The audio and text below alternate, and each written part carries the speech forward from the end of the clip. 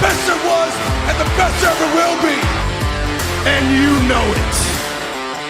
With a tear in my eye. The cream of the crop. Acknowledge me.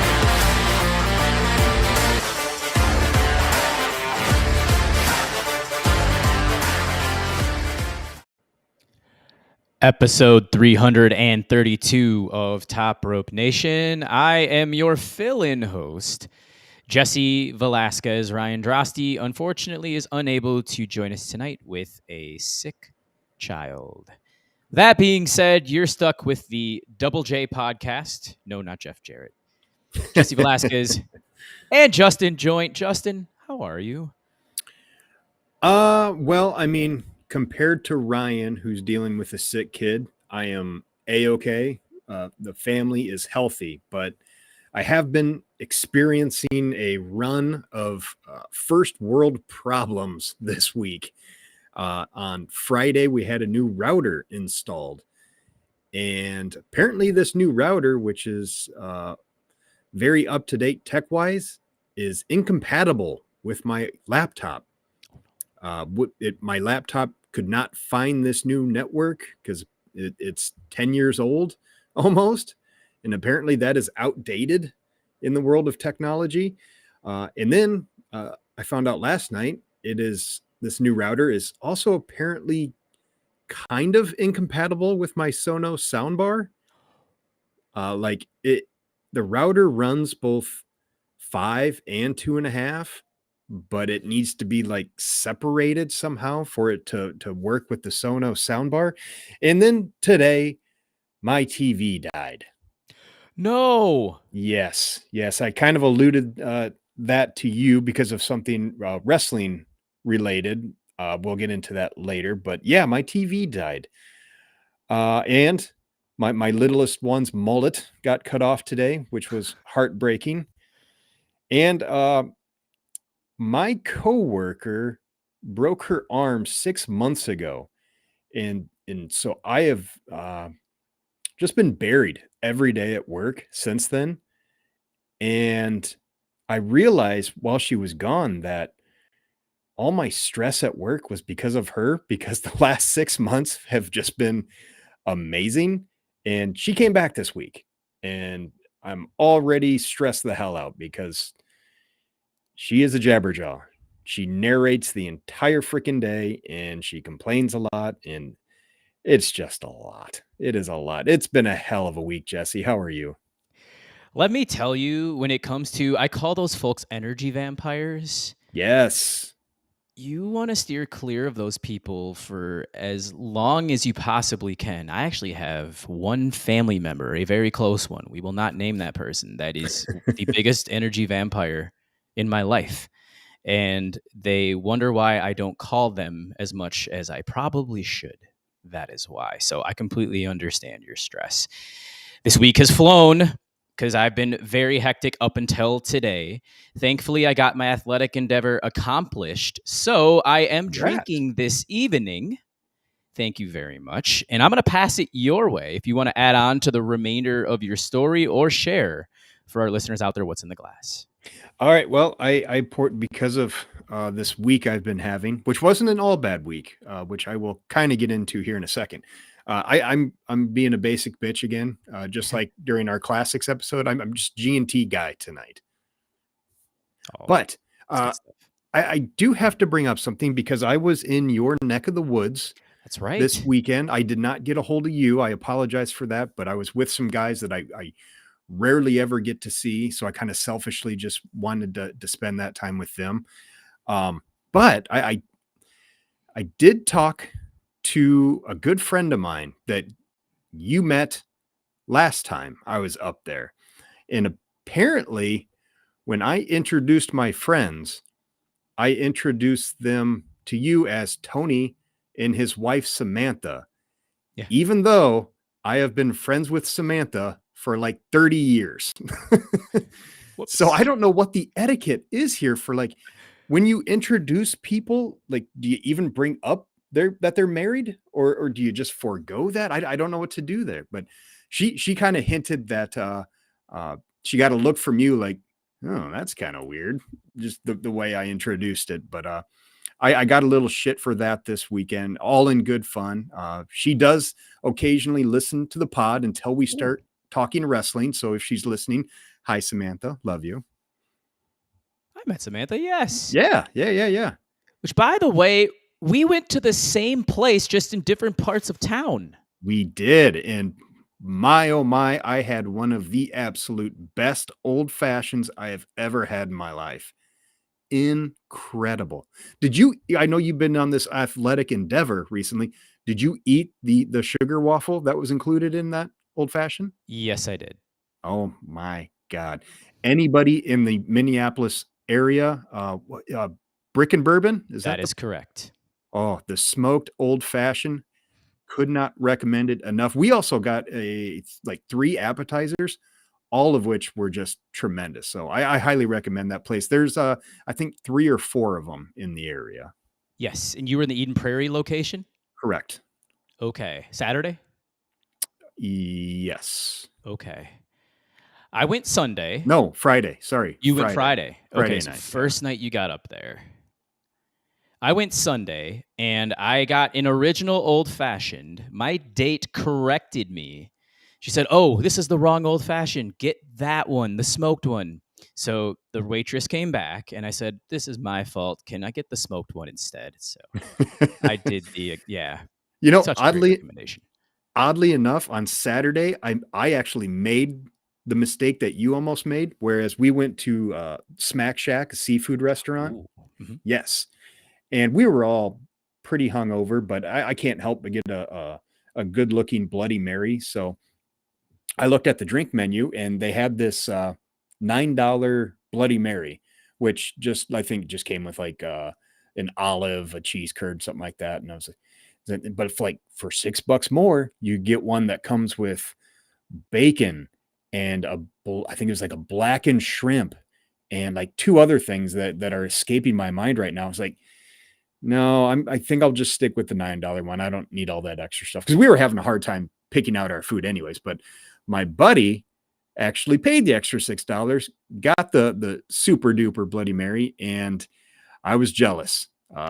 It looked amazing. He shared a little bit of the stuff that came with it, and it was tremendous. Yeah, two good places in 2 nights for you. Yes. Yeah. It was like a great weekend. Everything since then has been shit. Okay. Oh, no. Fast date went well. Brick and Bourbon went very well. And no, that smoky old fashioned was amazing. Yeah, that's probably top 3 or 4 in the area for me. The Hewing Hotel, if you ever come up here, that has the best old fashioned in my humble opinion. Okay. Is that downtown? Just on the outskirts. It's in the North Loop on Washington Right. Avenue. Don't think I've been there. Gonna have to keep that in mind though. Same, not block as Parlor, but same runway. I think it's about 5 blocks down from Parlor. Oh, okay. Mm-hmm. So, Perfect. Yeah, keep that in mind.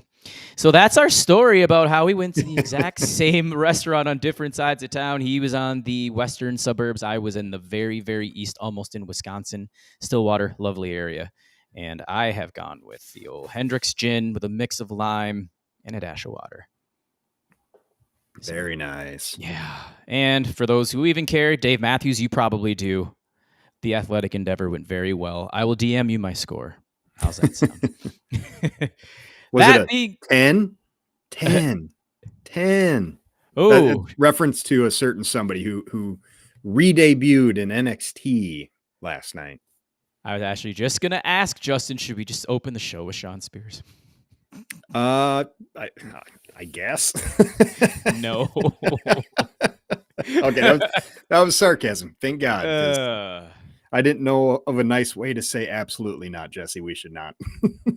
Former AEW talent Sean Spears. Yes, he is back in NXT. And they are pregnant with child number 2 on the way. Congratulations to him and Cassie. Although, I do got to say, very quickly, it is kind of interesting that Cody, Jade, and Mr. Spears all came back, or not, obviously Jade was not coming back, but came into WWE with basically their AEW gimmicks and names.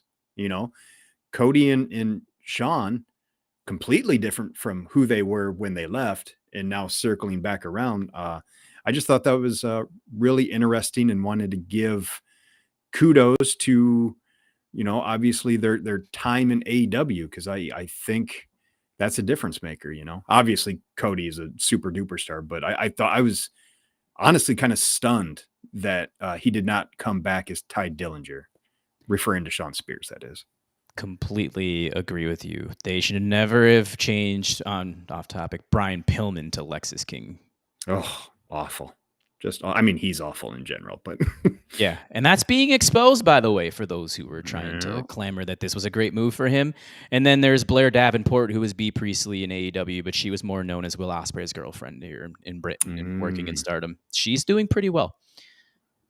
But let's not start with that. We won't. Real quick, we're going to thank our lovely patrons here on the bottom scroll. Thank you so much for your support. We just recorded it in your house. Final Four, 1997, in the month of February. The month of March will probably be a WrestleMania. Voting for that will probably start, or nominations will probably start for that at the end of the first week of March. We'll see how everything goes with Ryan and children over the weekend, which, by the way, I will be making my way down to Cedar Falls, Iowa on Saturday early afternoon. We're going to have some fun. Hell yeah.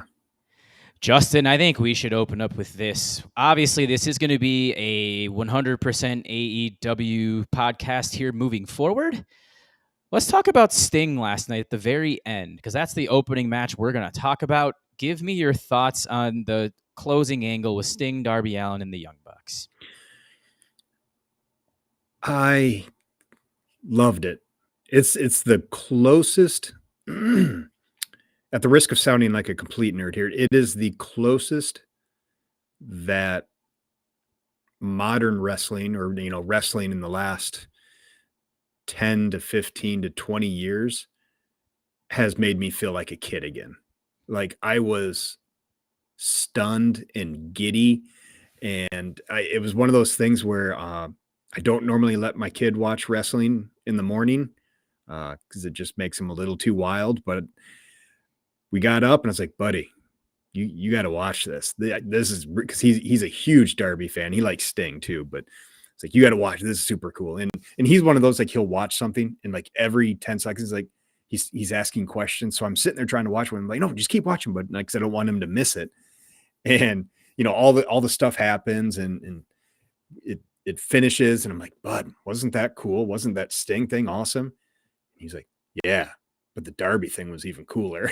So, you just can't win with these youngsters nowadays. But yeah, man, everything about that was perfectly executed. That the camera shot from the top of the ramp, looking down with the Bucks on either side, Sting, perfectly shot in the middle, helping up Darby. It just chef's kiss. It was like, we were talking about The Rock's promo. Was that last week or 2 weeks ago? Where it was basically him playing the greatest hits. Yes. This was them playing Crow Sting's greatest hits, but only if they, if the band hadn't actually played their greatest hits, in 2 decades. So the fact that not only did we get him dropping down from the rafters, but also the Darby unmasking in the crowd. That was something that they did with Sting back in the day too, which was one of my all-time favorite Sting moments. So yeah, man, it just incredible stuff by them. I'm kind of disappointed. None of us predicted it happening, but obviously the rafter stuff has kind of been a no-no for a while, which I did for a split second. Obviously my mind went to Owen, but what'd you think? I'm with you on the Owen portion. As soon as I saw him coming down, I was like, oh. And then I'm like, oh, as long as he makes it down good, it looked like 1997 all over again to me. I think the fact that character, the Crow, did not speak really helped as well in this segment, to where, he didn't verbalize. And he had a great promo the week before, which we talked about as could have arguably been his best ever. Yes, agree. You got that tie-in. I'm enjoying the Matthew and Nicholas Jackson variations with them and their Succession characters, which you would know a little bit more about than I would. Give me your thoughts on that. The Bucks. I'm loving what they're doing, which is going to play into who I think will and should win in the match at Revolution. There is part of me that the music and the presentation is a little too on the nose with Succession, and even like I get a Roman Reigns feeling from it quite a bit, but I'm really digging what they're doing. It actually feels like a fresh change for the Bucks compared to everything else they've done previously in AEW. They play so well as whiny heels, and Yes. but then for them Entitled, yeah. Yeah, and they've been completely playing this up, walking into the building immediately, and Renee Paquette interviewing them and looking for Sting, and her saying, "This is the first time that I've seen anybody all day." They walk in and said, "Okay, well, we're going to be looking for him, just going to give him a greeting, and then we might have us a nice surprise for him with the bats." A lot of cool little segments all the way sprinkled in, and it wasn't overdone in any way, shape, or form. Which I didn't realize that scene where they go into the room with the bats hanging. Apparently, they did that with Sting on the last Nitro, I think. I thought I saw that somewhere online, or at least one of the last Nitros, or something along that lines. Yeah, there is a promo he cuts in a room with bats hanging from the ceiling that I would recommend looking for. Wow, if that's March 26, 2001, that'd be crazy. Oh, man, yeah, that'd be incredible. Yeah, the final Nitro. So, we'll go into one more question. Will this be the main event? Has to be. Absolutely has to be. Without a doubt, honestly, it would be weird if it wasn't. Mm-hmm. Now, give me your winner. It's got to be the Bucks. Sting and Darby are undefeated, and obviously the way this storyline is played with them attacking Sting's kids and bloodying Darby, normally you would think this would need to end with the baby faces standing tall, and with the way Tony Khan has treated Sting, it would not shock you if he let them get this last win. But I just think with the Bucks doing this new gimmick and that it seems to be working, it would be a bit of a buzzkill for them to lose here. So why not give them that extra rub? And I think it would be a really nice rub too. Not that the Bucks need it to feel like a big deal, but for them to be these entitled EVP brats, for them to be the ones for the next 6 months to a year bragging about how they're the ones who, quote unquote, ended Sting's career or put him down for the count. I don't think you can miss taking that opportunity if you're booking this match. Can't argue with anything that you said, and most legends do go out on their back when it comes to a At least they match. should. Unlike a certain dead man from another company who tried. I'll give him that. He tried, but he just couldn't stay away. He had to keep coming back. Even Kurt Angle lost to Baron Corbin. That was shitty. That was real shitty. Yes. Wrong person, wrong time. I was in your corner where I was like, Bucks should win this. You gave all the right reasons. Then there's part of me, I'm just like, I haven't seen Sting lose yet. This is his last match, and it is tradition for people to go out on their backs. I am wrestling with this, no pun intended. I'm gonna go the other way. Especially if it's gonna main event. I think you want to send the fans home happy. And if the Bucks win, how does that send the fans home happy? Unless they win the match and something happens afterwards and Sting poses. Well, that's in my mind. I am picturing, obviously, I think there's going to be some shenanigans. The Bucks are going to win by hook and crook, leaving Sting laying, and they will leave the ring, and then the noise of the crowd and the cheering is what will pick Sting back up for that last farewell and the wave goodbye. They build it as his last Dynamite here last night.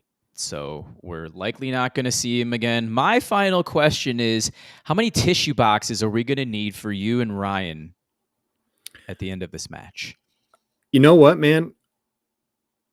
Good question.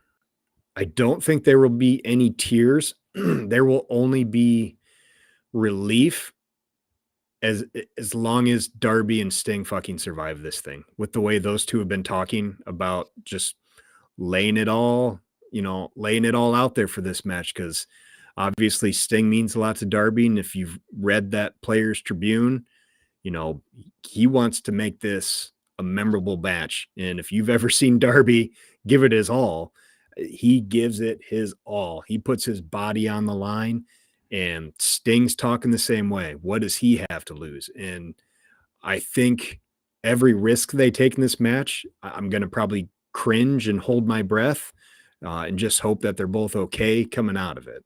That's, to me, is I'm like legit worried about those two's safety in this match. Yeah, Sting in his 60s. He's been defying the odds for the last couple of years, and Darby Allin has been defying the odds his entire wrestling career, as far as we know. Yep. The Gumby of professional wrestling. I don't know how he has not busted his spine. So, yes. Prayers to those guys, because they are going to put on an absolute show-stealing affair. There's zero questions there. So you're going Sting and Darby, huh? I'm going to stick with it. I've watched Sting pose every time. I get it's the last match. I get that the tag titles are going to probably have to be forfeited or something along those lines. Yet, it's Sting. They treated him like royalty ever since he's walked in there. Yeah, which is, I think, why you can let him lose one time. Why not? I kind of hope you're right. I think that's the way it needs to be. That's the result that we should get. Kind of hope you're right, because that tag division needs to be unleashed once again. There's still some talent there. And that was the entire point of Darby's Players Tribune was, how they say you should never meet your heroes. And that is especially true in professional wrestling, where you meet these vets who are basically on the way out and they don't really want to help anybody. And that was the exact opposite of Sting, where he was never big timing anybody. He was always open to ideas. He wanted to put Darby out there front and center.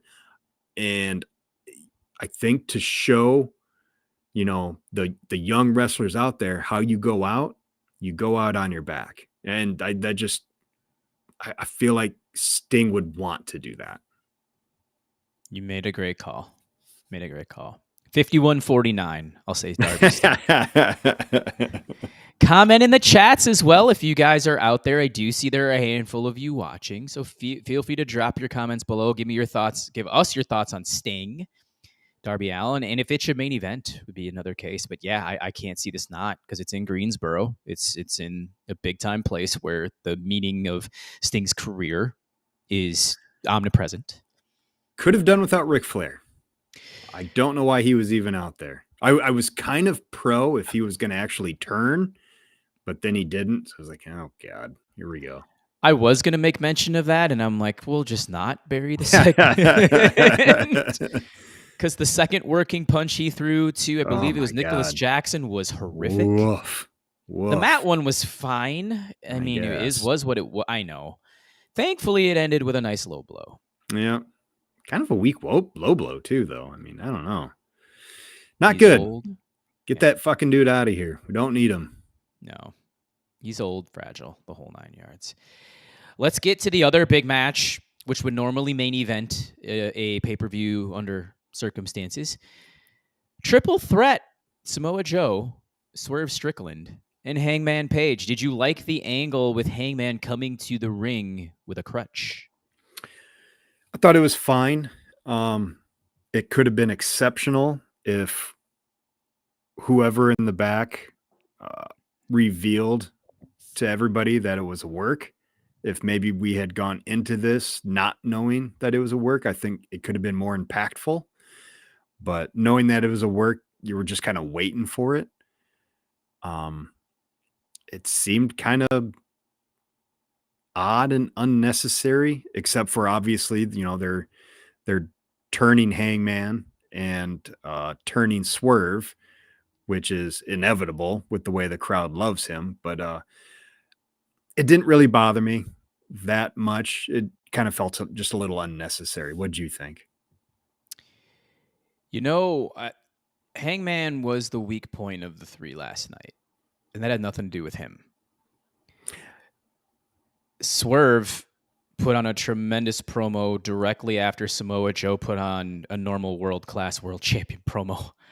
When he dropped that microphone, I just looked and I said, this dude should retain. It's incredible what he's done the last close to 3 months and how well he's just brought the prestige back. He's really hit his notes well when it comes to his promos and triggering Swerve and triggering Hangman and just proclaiming himself to be the AEW world champion, the class of the promotion. To give the kudos to the guy because he's probably going to be a transitional champion, but he's done an awesome job.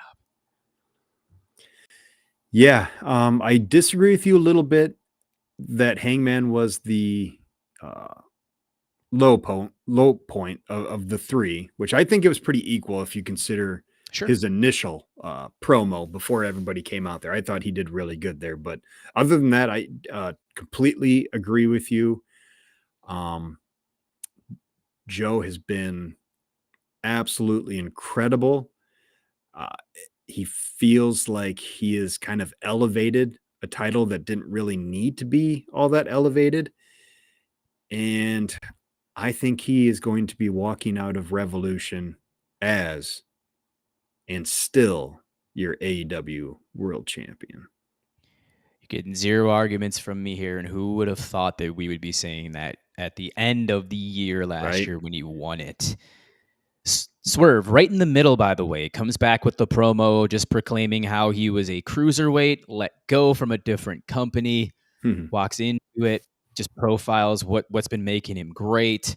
The antagonist factor with walking into another man's house and threatening his kid, of course, in a really strange way, but obviously wasn't physically harmful. And just some of the dastardly stuff that he's done, but he's also getting cheered. I just thought the way he put that whole presentation together is just goes to show that he's going to be the next guy.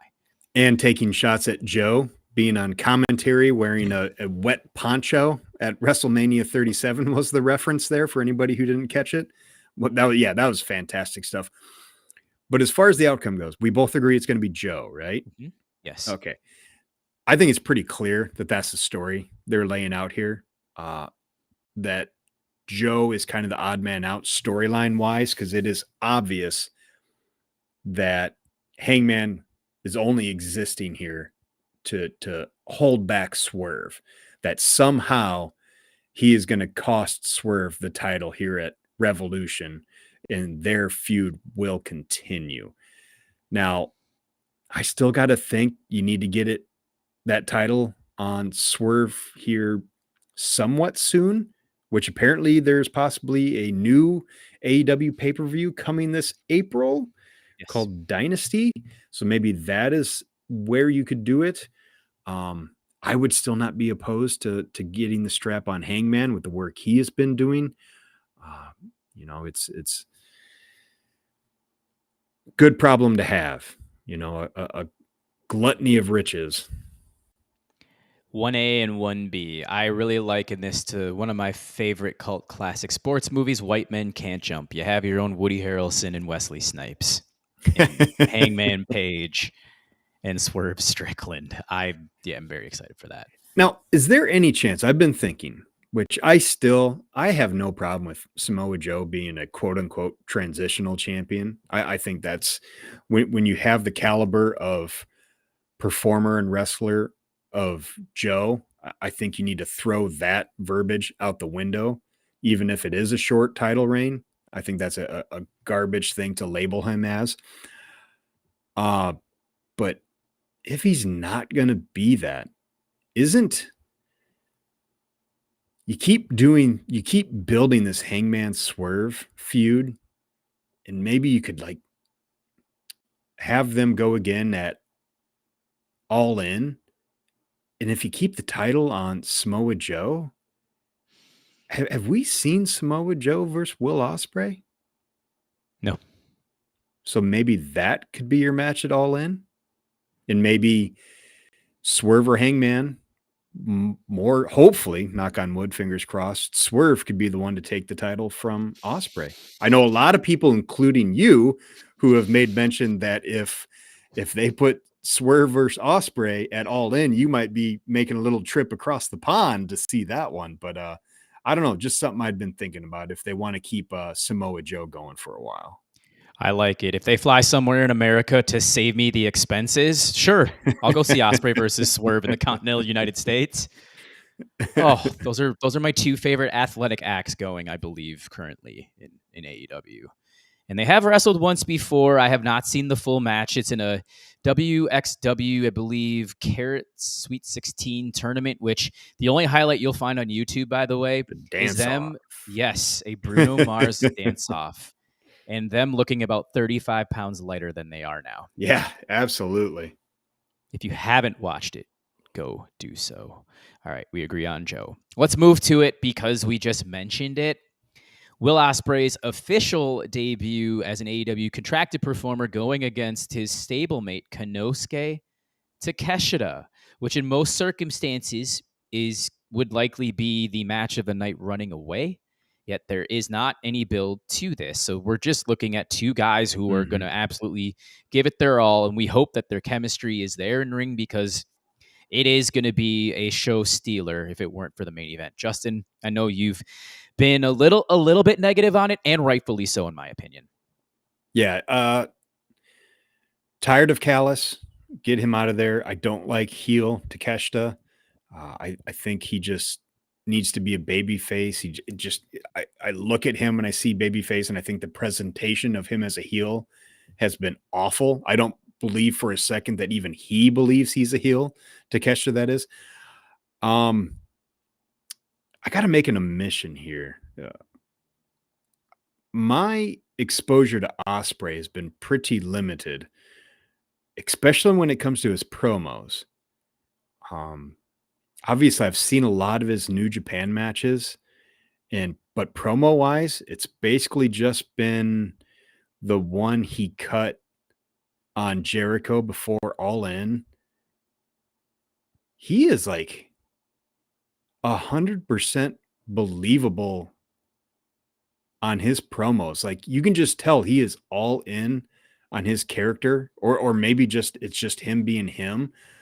But I thought he was tremendous in that segment with Callis and all of them. I thought he was just absolutely fantastic. He came off as a big deal, confidence through the roof.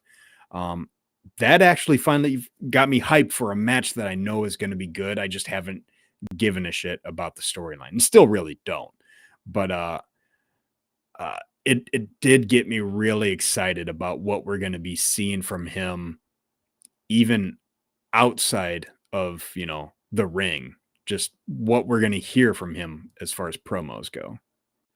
When he won his Best of Super Juniors in 2019 before he made his way to the heavyweight division in New Japan, that's when his promos started to, no pun intended here, elevate.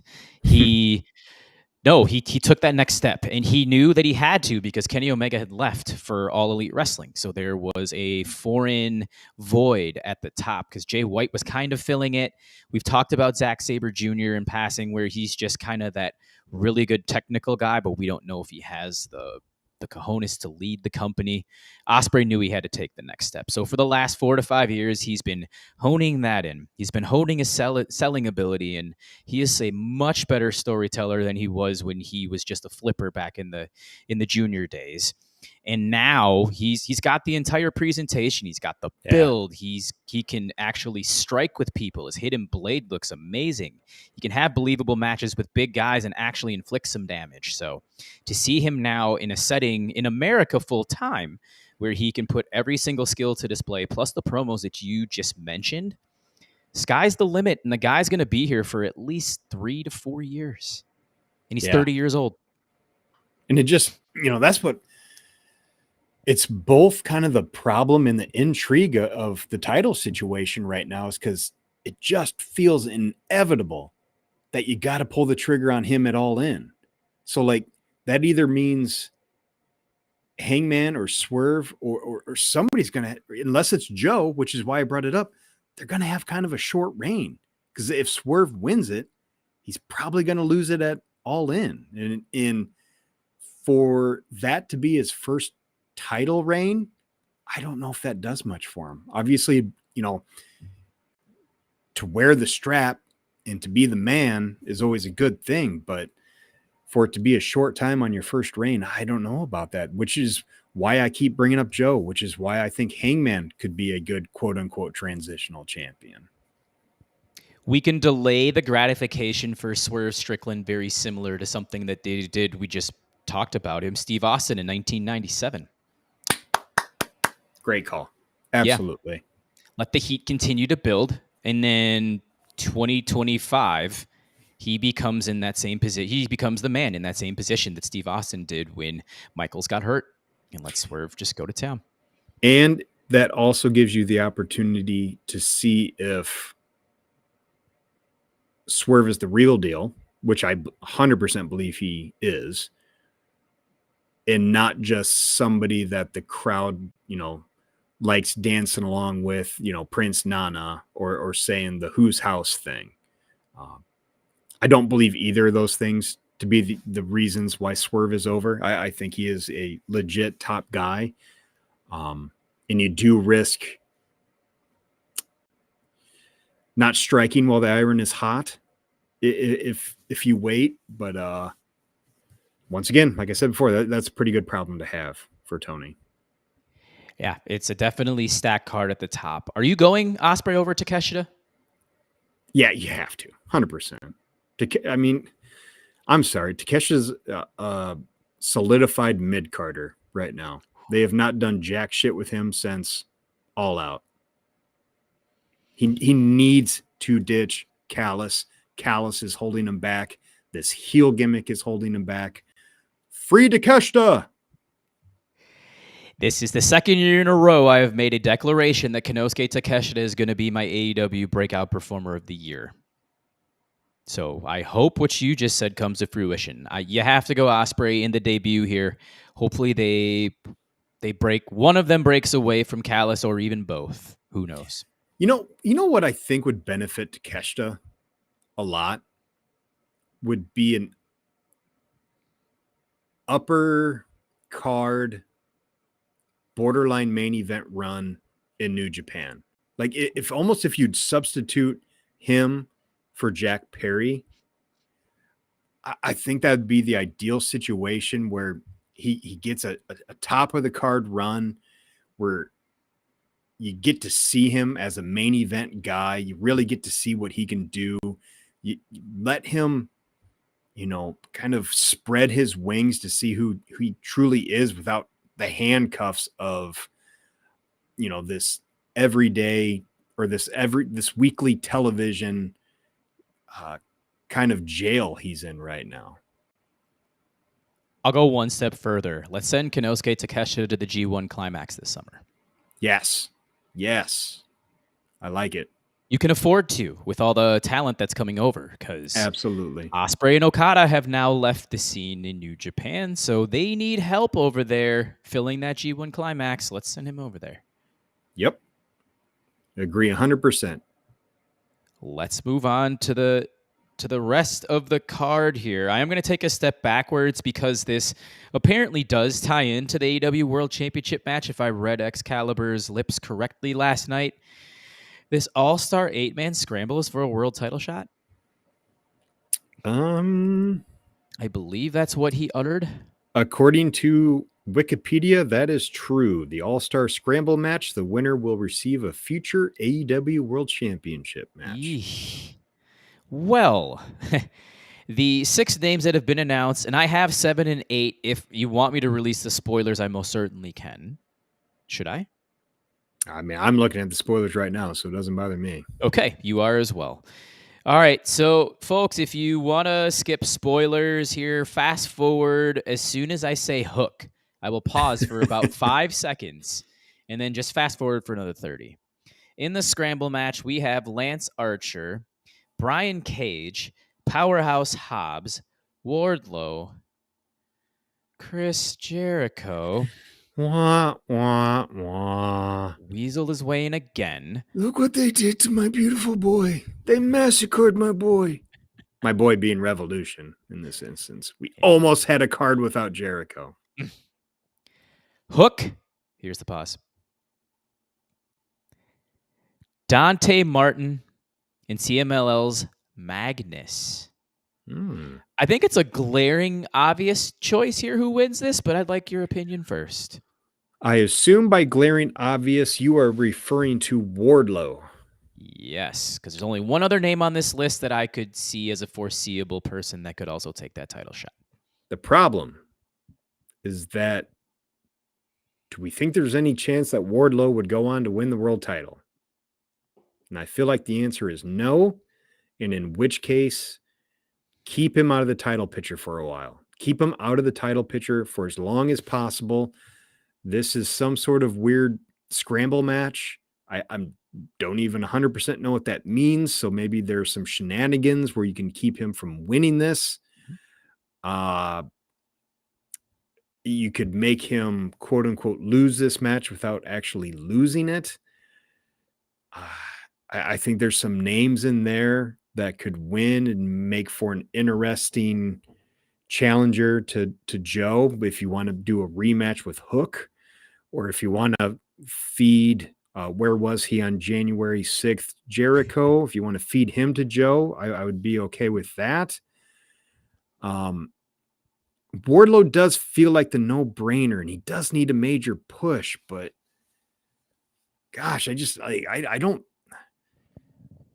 How does he factor into this main event scene right now? And after the promo he cut last week, which was for him an all-timer, amazing. I don't think he can have him win this match. I think he has to be screwed out of it. You just talked me into it.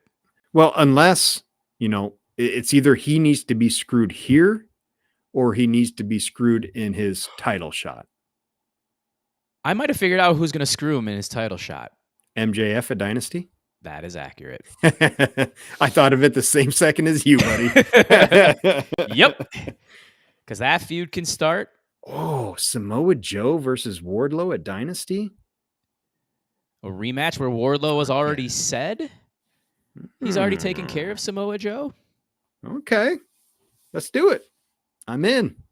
And by the way, Joe in that Full Gear match in 22 with Wardlow and a certain person choked out Powerhouse Hobbs to win the AEW TNT Championship. Hobbs is the only other logistical choice I can look at on this list and that I would take to win this. Yeah. God, once again, just the roster's so loaded. Hobbs is somebody I would like to see elevated, but there's just no room for him right now. So as long as they can keep making him look strong, thumbs up for me, which that is what they've been doing. I'm disappointed that we're not getting Meat Madness, which is apparently because both Miro and Keith Lee are unable to participate. Why am I not surprised? And are they really unable to participate? Well, Miro is probably helping his wife, who has some sort of health ailment going on. Keith Lee, why you would assume he would be physically ready for any kind of match at this point, I don't know why. Because he's seems to be always dropping out of these things. Mm-hmm. Backstage politics, and it's definitely not on Tony Khan's behalf. It's on the performer's behalf, in my opinion. I've defended Keith Lee for about 5 years. That's 5 years, almost too long. Same. What could have been? All right. So you're going Wardlow? Yeah, I'll go Wardlow because I think it's more important for him to look strong against all these jobbers. Except, I guess, I don't know, Hobbs, Archer, Hook. Jericho's a jobber, in my opinion. But he got a win last night over Atlantis Jr. Yeah, I skipped that match. It's better for him to look strong in this jobber scramble match and then for him to get screwed out of a future title match. Yeah. Because I originally was gonna go Wardlow, and I was like, oh, let's be contrarian and go Hobbs. No, I'm gonna stick with Wardlow, and we're gonna tie the loose end that we just talked about together. The MJF is the one that screws him out of it. Yeah. Let's travel a little bit backwards here. AEW International Title match. Roderick Strong is our challenger, and our champion, who has a 32-1 record over the last year, Orange Cassidy. I saw this brought up on Twitter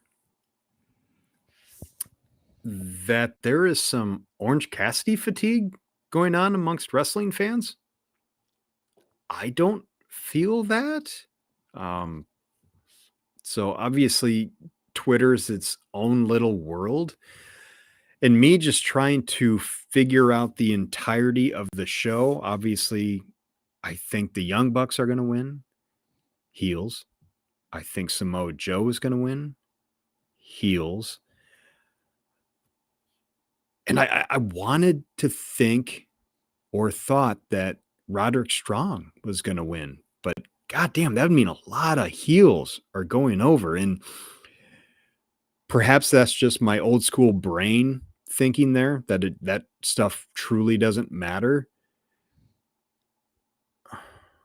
Because it does feel like everything they've been building in this story is for Roderick to win this title here. Especially when I'm seeing online that there might be some fatigue with Orange Cassidy. But I think a big baby face win on this show might be important, to keep the crowd truly engaged. So right now, I'm going to say Orange Cassidy with the caveat that I'm going to let you possibly change my mind, Jesse. Do they want the Undisputed Kingdom to be a huge factor moving forward in 2024? Because Adam Cole is still on the shelf, and we just mentioned Wardlow. He's probably going to win this 8-man scramble. Roderick Strong, in a lot of experts that I hear, and Trevor Day mentioned it on my Unplugged podcast, patreon.com/Top Rope Nation. That Roderick Strong, is one of the most either underrated or best performers of his generation. In ring, the guy's a stud. And his character's he's not screaming obsessively over the last couple of weeks. He's been kind of a normal guy. So do they give him the rub here, and do they give him the win? Or I don't feel the fatigue of Orange Cassidy. I know that some people out there's a lot of aggressiveness coming out of his character when he's teasing the kicks and the light punches. Then he just starts going to town. He hadn't done that before. I kind of like where this is going. I'm going to have Orange retain here. Oh, okay. I'm going to go Orange. I thought you were going to maybe convince me to go with Roderick Strong.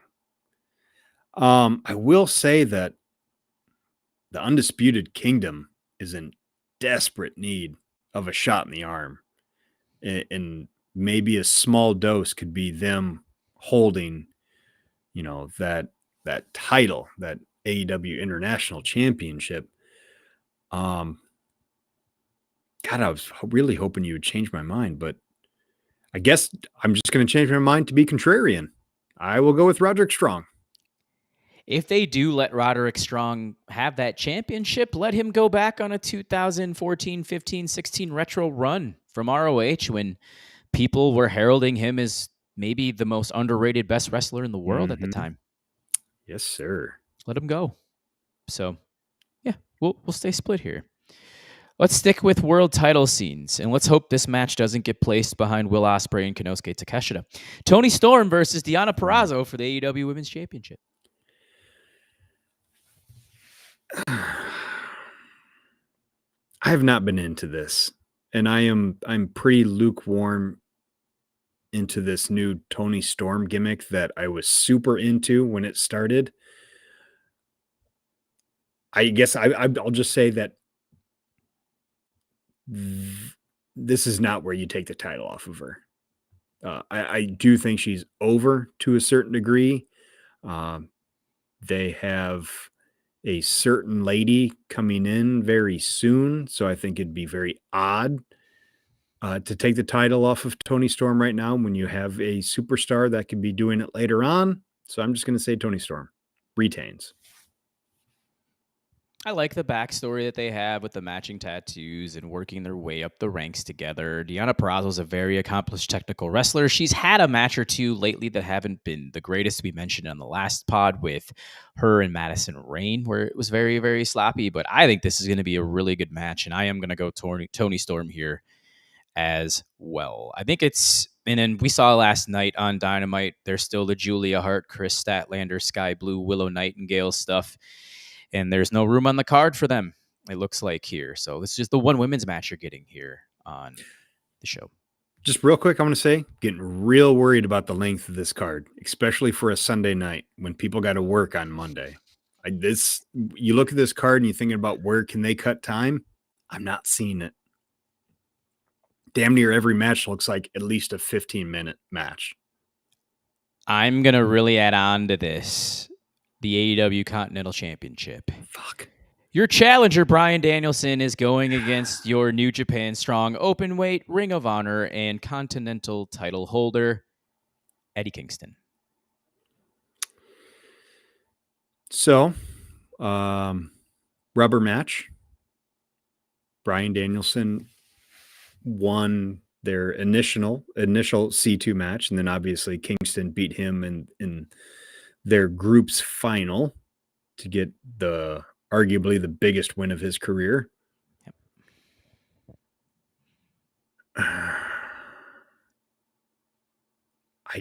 It just feels too soon to take the titles off of Eddie. And at the same time, are we going to see Danielson hold any title before he leaves AEW full time? Like, the reason why I'm not 100% sold on him winning this one, because I don't know how meaningful that would be. Now, obviously, he could bring a lot of prestige to that title just by holding it. But I'd almost prefer just to see Eddie keep going. I don't know, man. This is a toss-up. What do you think? I think last night telegraphed it. Okay. Danielson got the submission win over Eddie Kingston. Oh, yeah. I would have considered Danielson in this spot. I don't think Tony Khan can pull that trigger again. So I am going to stick with Eddie Kingston retaining here. And it's funny to me how Bryan Danielson all year long in singles matches has wrestled foreign talent. As I mentioned on my last Unplugged show, he hasn't wrestled a single person from America in a singles match in 2024. Good. America's overrated. It's actually been fun. I love it. It's fantastic. Fucking Danielson's living his dream right now. And kudos to him. Going to my point earlier as to there is a lot of heels going over. And I picked Roderick Strong. I guess this is going to be my big baby face going over. I'm going Eddie Kingston. Yeah. I agree with you. No question there. I just wonder, let's ask this question as well before we dive into the next major men's title match. What have you thought of the presentation of all the undercard male titles as we go into Christian Cage versus Daniel Garcia? So the TNT, the International, and now the Continental.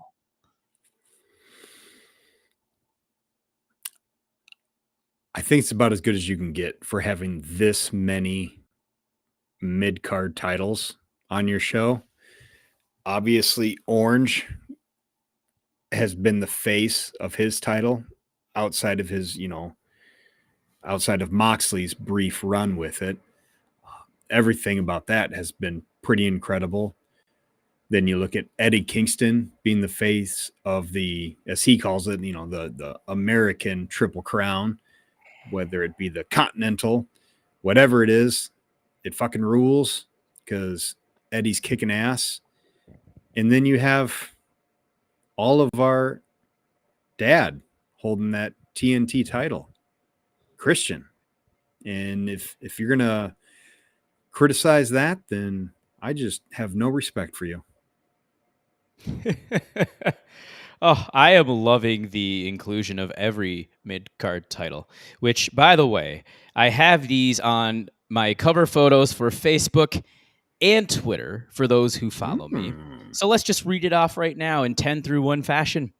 Inspirational, wise, selfless, loved, courageous, generous, compassionate, respected, sacrificing, devoted, father.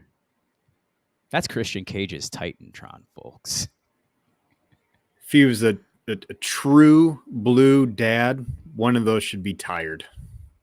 Yes.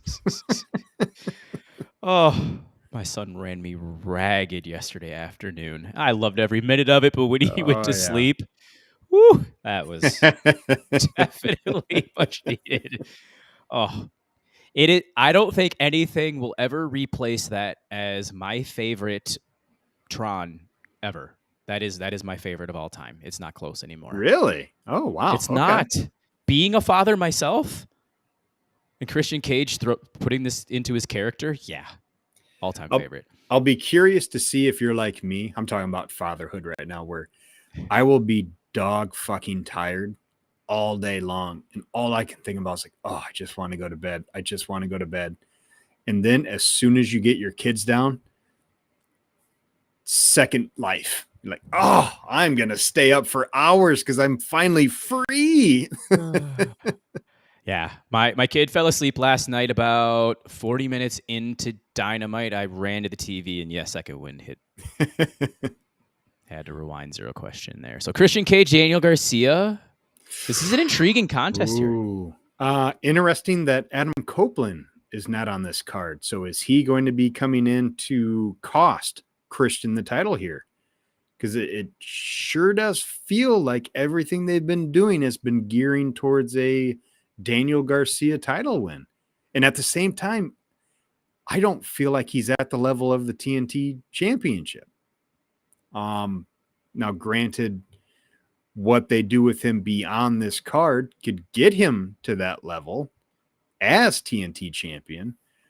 I'm torn on this one. Part of me just does not want to see Christian devalued in any way because he is doing the Lord's work here. Yes. But at the same time, I think a loss for Garcia could be far more damaging. So I think to keep the balance of heels and baby faces, I'm going to go with Daniel Garcia here, with Copeland being the one to cost Christian. Let's use this cliche. I probably use about 10 cliches a day. You can either have the guy make the title or the title make the guy. In this case, the title is going to make the guy.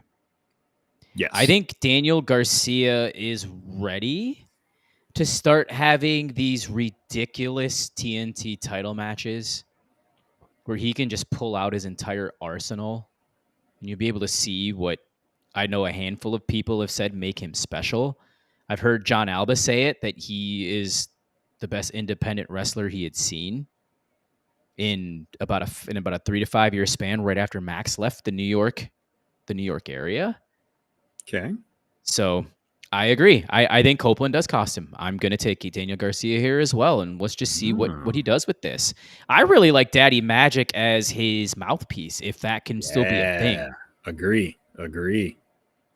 One of the best promos in AEW, and that's a spot where just laden full of guys who can talk. Somebody threw out a bit of fantasy booking because obviously, like, I don't think I'm alone here that it just really felt like Daniel Garcia should have been like the youngster introduced into the Blackpool Combat Club. And I saw some fantasy booking, whereas when Danielson goes, he gives Garcia his spot in the club, which I think is chef's kiss perfect. That would be better than my idea that I teased at the end of December where I said that Wheeler Yuta would be the one getting booted from the group and Daniel Garcia would be the one inserted. And better than my idea where you just get Garcia in there and have Garcia and Yuta as a tag team. That'd be fun. That'd be fun. There aren't a couple of. Are there any submission specialist tag teams out there? Because that would be fun. Can't think of I any. think so. Yeah, we could roll with that. Do we really only have just the one match left? Wow. That's it. We got a rematch of the 20-minute draw that you and I talked about last week on AEW Dynamite. FTR versus Claudio Castagnoli and Jon Moxley. I have no idea. I would assume Mox and Claudio, just because neither of them seem to be in an immediate risk of going to jail. And on that alone, I will go the BCC. And then here's me. Before you said that, I was like, the established tag team with the Young Bucks getting the championships, according to you, and 49% me, saying that FTR should probably win this match. So I'll go contrarian. I'll take FTR here, having one of them pin Claudio. FTR Guns getting the title. Yeah. Guns ablazing, straight cash, homie. And then I'm sure they'll announce a 0-hour match or two here on Rampage and Collision the next couple of nights, which, by the way, have been taped, which I did announce who the other two men in the 8-man All-Star Scramble are going to be, which is really, really bizarre to me that I don't really see more than one All-Star in there.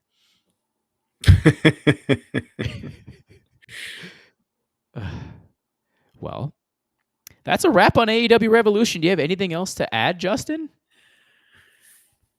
I mean, just to reiterate what we said last week, I think this is pretty easily the best built top from bottom show that AEW has ever done. I am jacked for this show. I mean, like, my excitement for it is only met by my trepidation of how fucking long it's going to be, because I don't see any matches that don't deserve at least 15 minutes. And I am not one of those people that think that time equals quality. We can have some short bangers for sure, but I don't know who gets cut for time here. It's going to be tremendous, and as sure as I feel about a lot of these matches, the outcomes, that is, I think we're going to see some surprises. So yeah, man, my excitement is about as high as it's ever been for AEW. I'm with you, especially on this card, and keep in mind that they have two humongous names coming into the promotion here in the next 2 to 3 weeks as well to add to the flavor. This is shades of 2021 almost all over again, except for there isn't a locker room cancer to maybe poison what's happening. And supposedly one of those big names is going to be coming next Wednesday, or this upcoming Wednesday at this point. Ooh, well, we know who that would be, because we know who's debuting on the other one, March the 13th in Boston.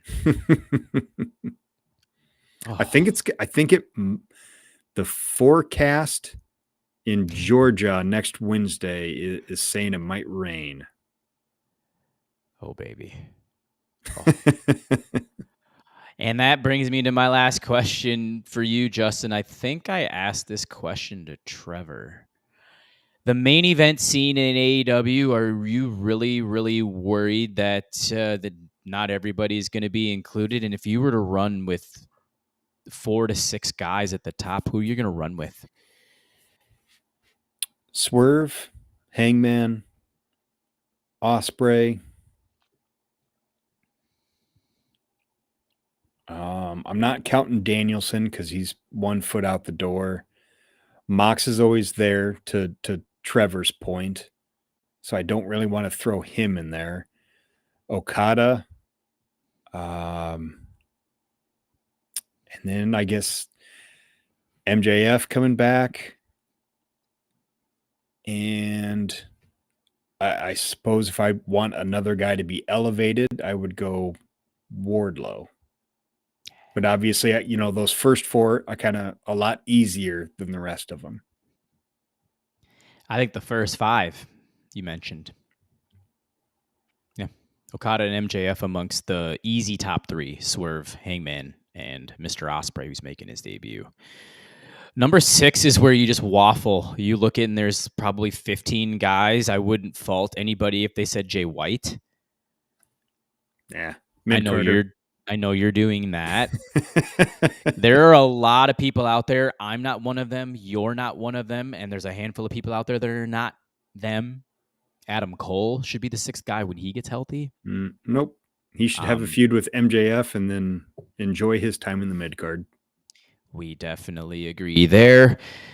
If I'm looking along the lines, I think Eddie is a little bit too over the hill at this point.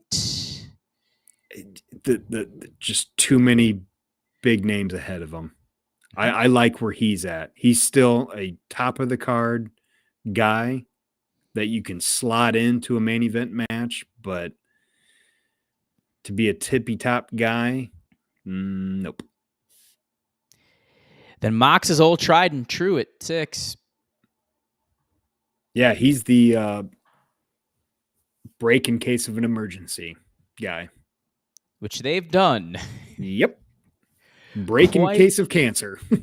Quite a bit. All right, I got one more guy. I'll ask you yes or no because you and I had this discussion about not 9 months ago, probably about 6. Orange Cassidy. Nope. He's perfect as your international champion. Yeah. That's the limit. Yeah. So we pretty much hit you with a top 5, and then the 6th is up for debate. The break in case of the glass is Mox. Yeah. A guy I would love to see in the 6th spot, but we'll never get there. Ricky Starks. Oh, shit. I didn't even think about him. I think he's going to go to WWE, personally. It's looking like it because we haven't seen him on TV since Darby and Sting took those tag titles. Darby's another one, Where's he going to go when he doesn't have Sting with him? Yep. But, I mean, when you think about where the main event scene is going to be even for the next 2 to 3 years, you got your 4 to 5 guys. You're kind of set, That's not even thinking about who could leave WWE and join AEW when you think about like a Drew McIntyre or a long shot like Seth Rollins, So maybe even a Kevin Owens, who I believe his contract is coming up. So, yep. I don't know, man. I don't know. I just don't know.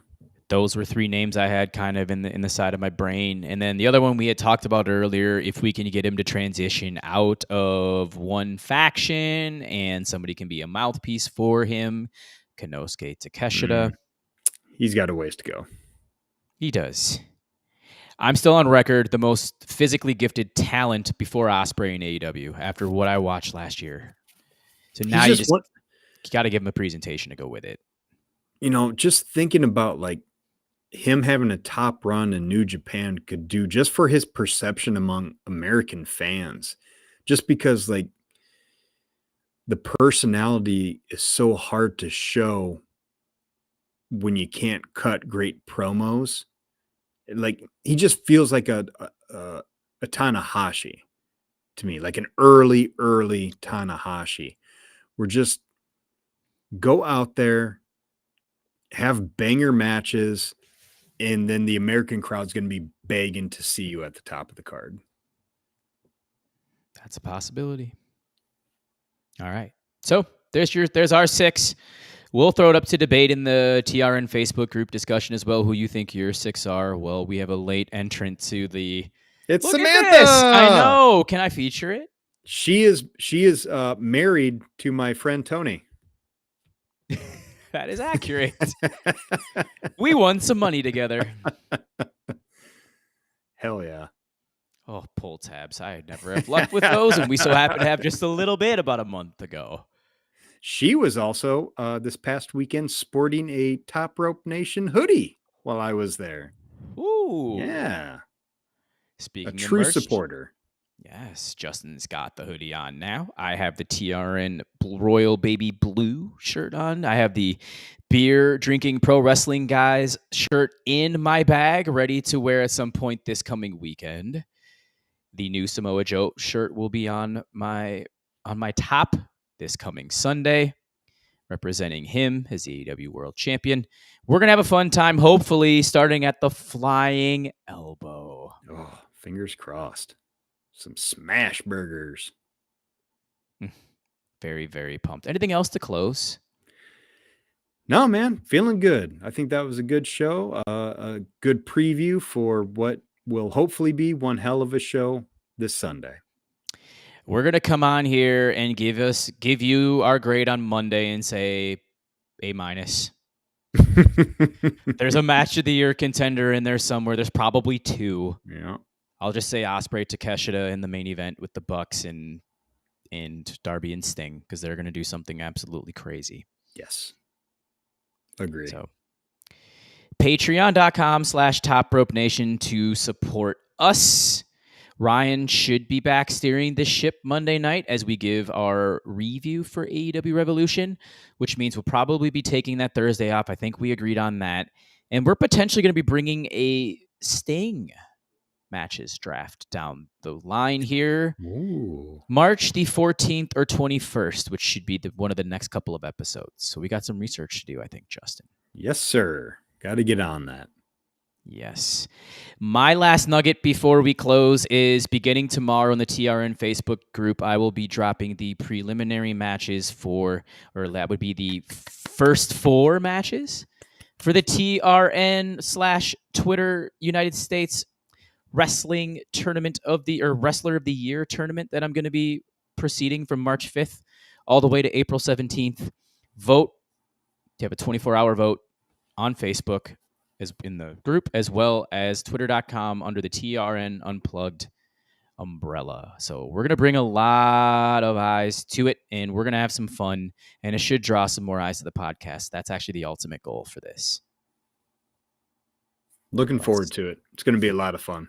It is going to be a lot of fun. The research has been done. The hard work is done. I get to showcase it to everybody else. All right, Justin. I'll see you Saturday. Maybe. Hell yeah, brother. Yes. All right, everyone. Again, Ryan will be back Monday. And for Justin Joint, my name is Jesse Velasquez. This has been episode 332 of Top Rope Nation. We will talk to you very soon. Take care. Sleep well. See ya.